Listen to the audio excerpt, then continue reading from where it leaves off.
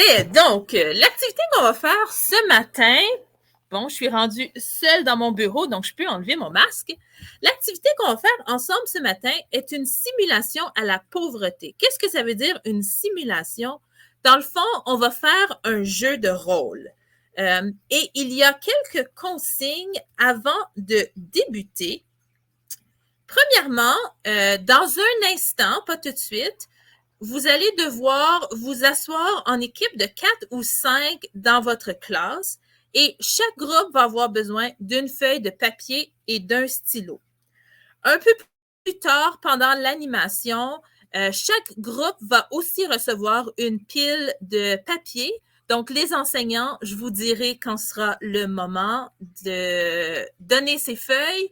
Si jamais vous ne les avez pas ramassées à votre pigeonnier, c'est le moment d'envoyer un élève tout de suite au secrétariat pour les ramasser.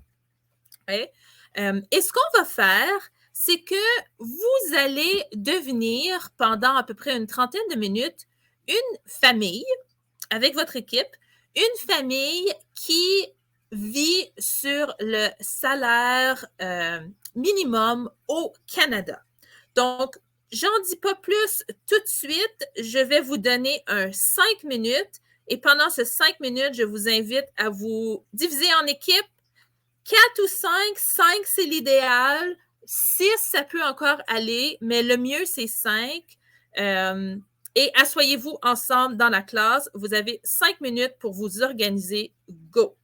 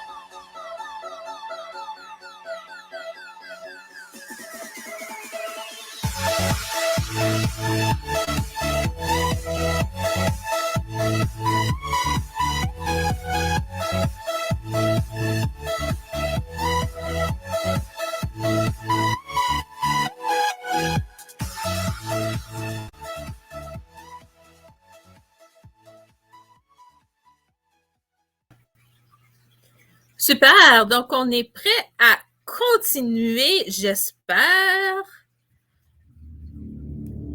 Oups. OK, donc à ce moment-ci, je vais vous passer une autre petite vidéo d'une trentaine de secondes qui va vous donner un peu l'histoire de votre famille. Maintenant, à la toute fin, on va vous dire votre budget total pour le jeu. Ça va être important d'écrire ce montant sur votre feuille de papier. On y va.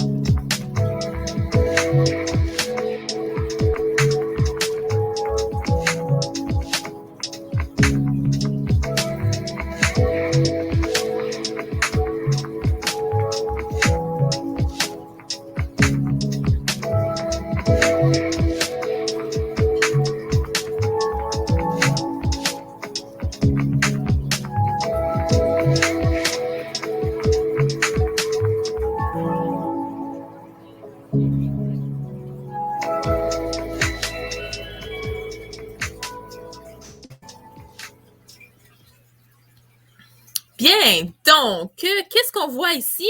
Donc, on voit l'histoire de votre famille. Votre budget total pour un mois est de 3 500 $. Ce montant devrait être écrit sur votre feuille de papier.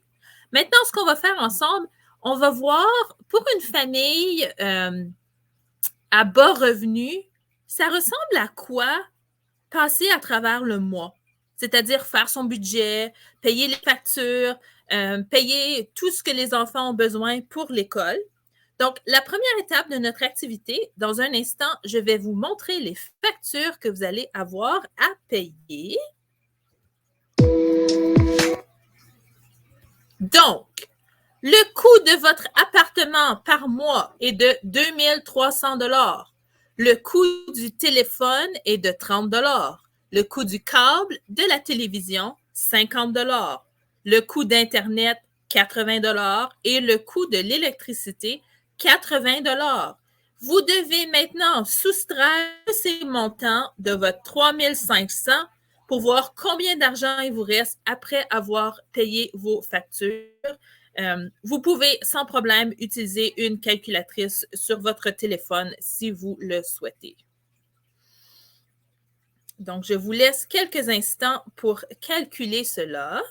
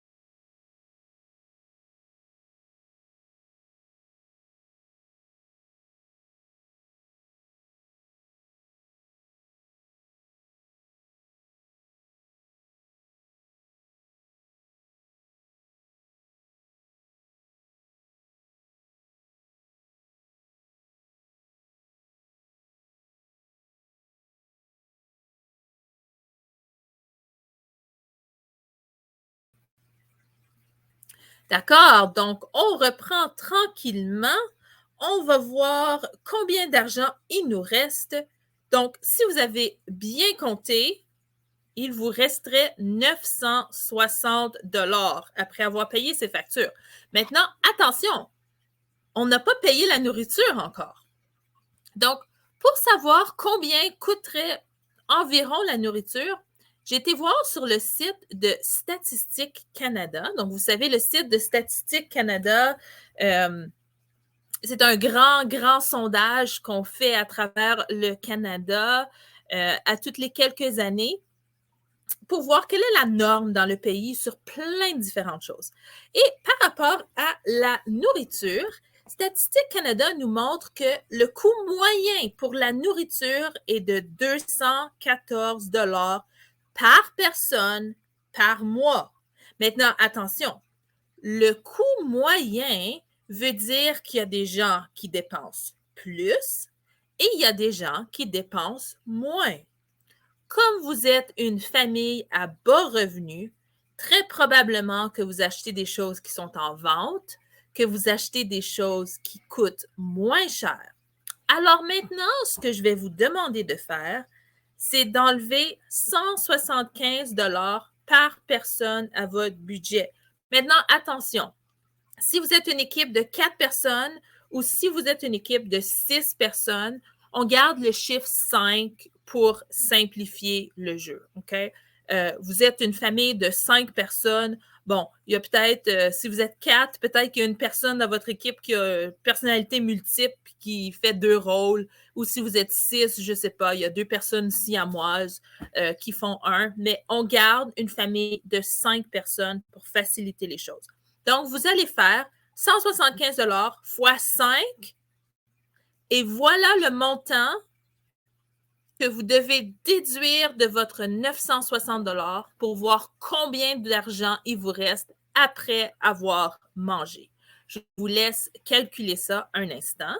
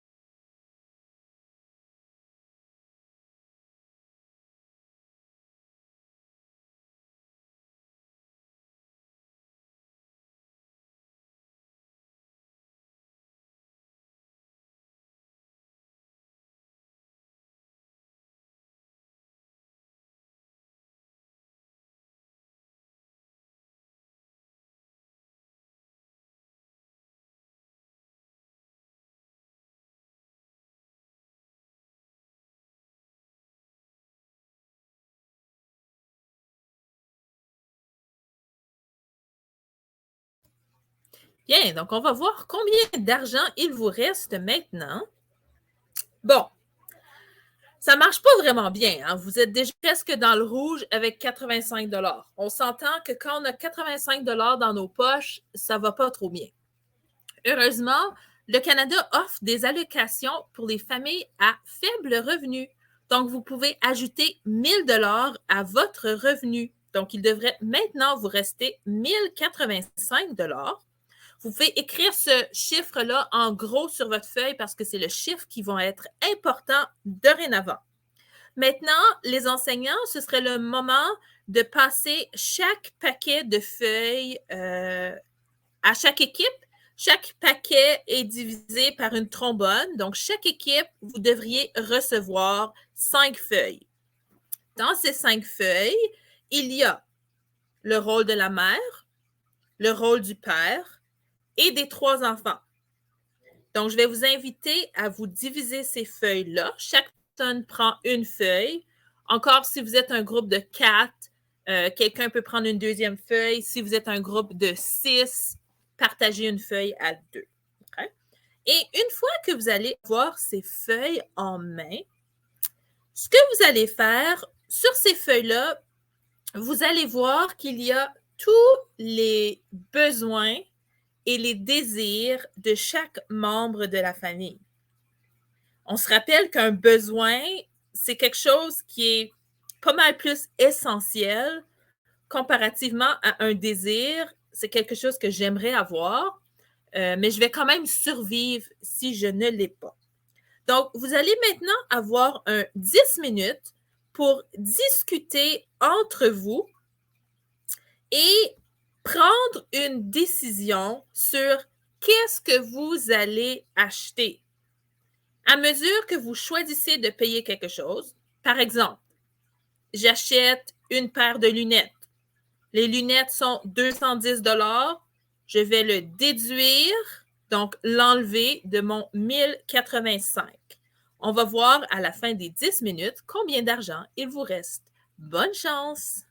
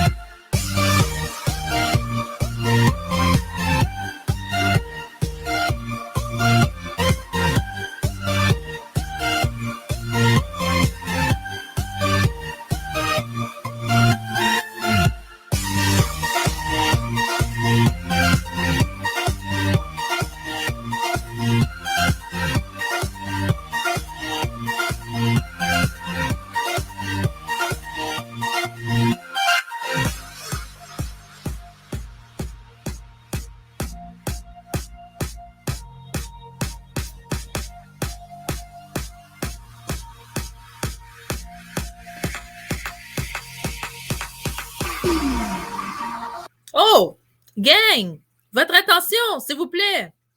Je mets le jeu sur pause un instant. En fait, j'ai eu une mauvaise nouvelle. Maman vient tout juste de tomber. Ça a l'air qu'elle s'est brisé une dent, puis là, il faut qu'elle aille chez le dentiste. Vous n'avez pas d'assurance, mais ça lui fait vraiment mal, comme il va vraiment falloir que vous payiez la facture. Mais en tout cas, je ne veux pas trop vous décourager, mais la facture chez le dentiste va coûter 500 $. Donc, vous allez peut-être vouloir revoir les achats que vous êtes en train de faire parce qu'il va falloir déduire 500 $ de chez le dentiste. En tout cas, c'est vraiment dommage pour vous, mais bonne chance, bonne suite dans vos discussions.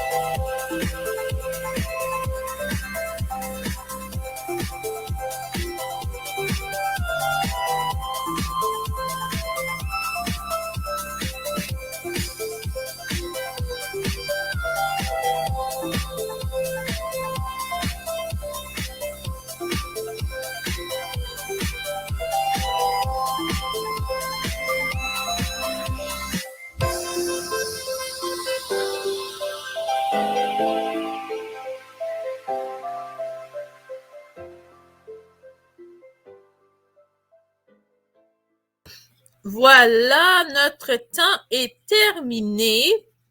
Je ne sais pas combien d'argent il vous reste dans vos équipes, mais mon expérience quand j'ai fait l'activité avec les classes de 7e et 8e année, c'était pas mal bas. On avait des gens qui avaient à peine 10 $. On avait des gens qui avaient 50 $, 100 $. Les plus hauts étaient autour de 300 $.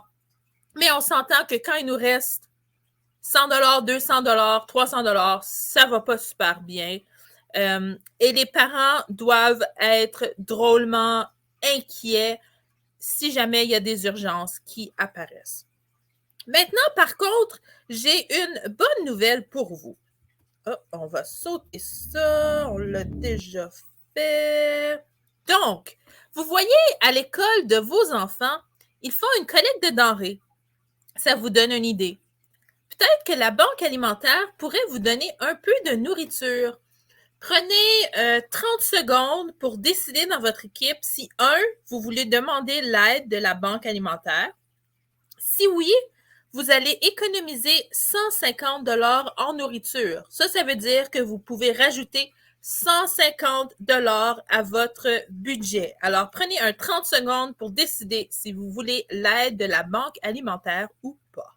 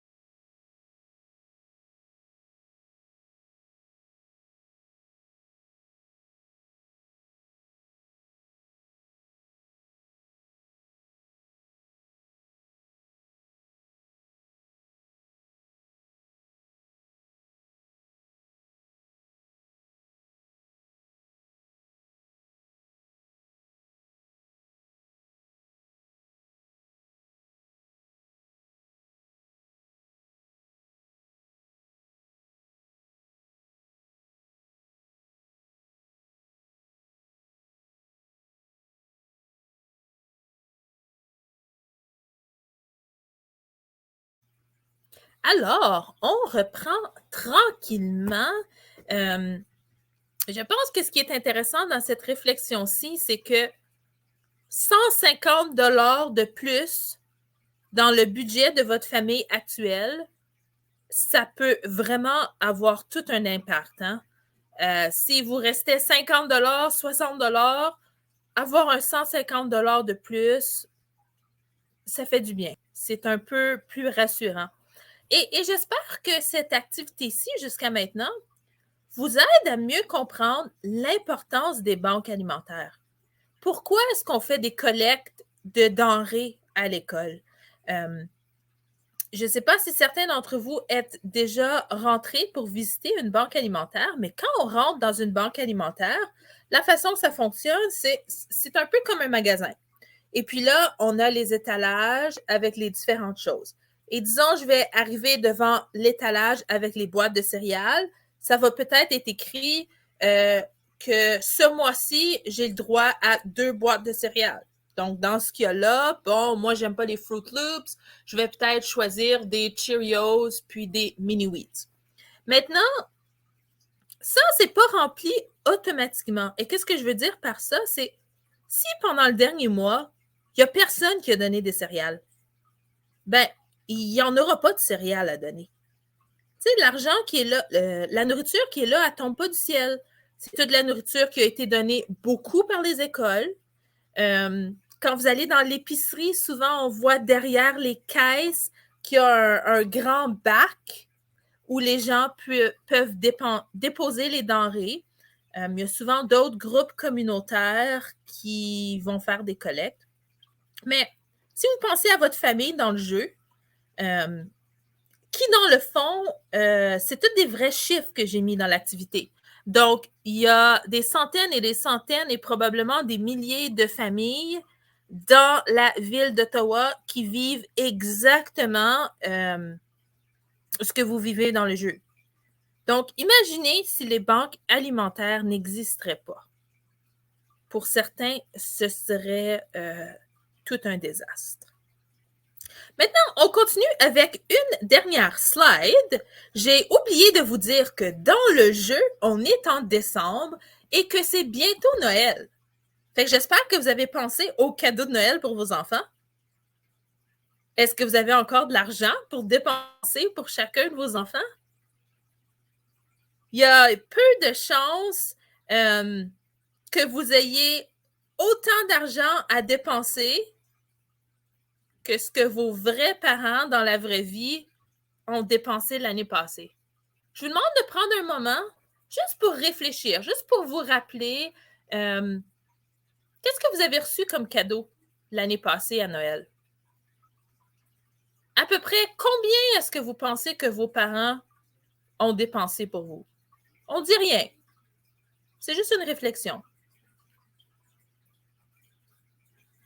Ici aussi, la situation de votre famille dans le jeu va peut-être vous aider à comprendre pourquoi on fait le projet du magasin gratuit. Quand j'ai fait l'activité avec les 7e et 8e années, plusieurs étaient troublés, se disaient, bon, je peux donner 20 $ de cadeaux par enfant, 30 $ de cadeaux par enfant. Mais là, à travers le magasin gratuit de l'école, on donne au moins un cadeau d'une valeur d'à peu près 50 $ à chaque enfant qui s'inscrit. En plus, on espère cette année être capable de donner une carte d'épicerie d'à peu près 100 $ à chaque famille. Aussi parce que la nourriture, ça coûte souvent plus cher dans le temps des fêtes. Hein? On veut cuisiner des choses un peu plus spéciales. Dans le contexte de votre famille actuelle dans le jeu, est-ce que ce projet-là de Noël aurait un impact?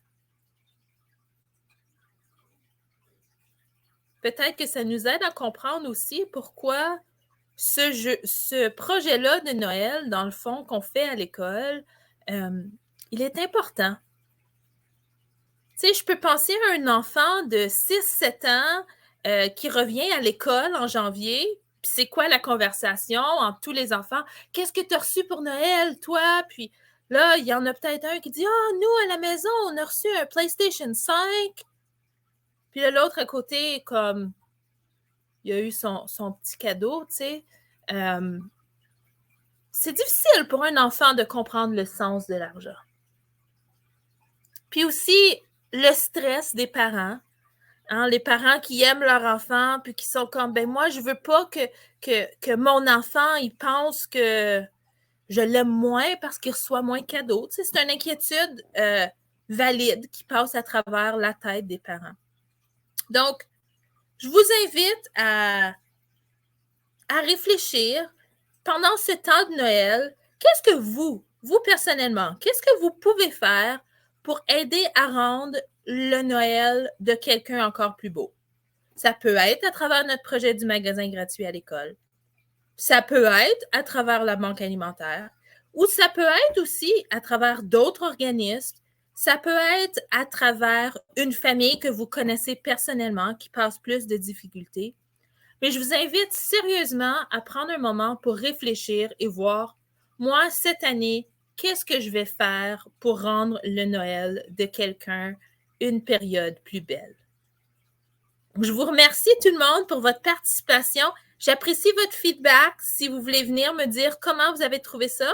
C'est la première fois que je le fais en virtuel. J'espère que le temps était correct pour vous. Mais venez me le dire, puis ça va me permettre d'adapter l'activité pour les autres. Donc, merci tout le monde et je vous souhaite une bonne journée.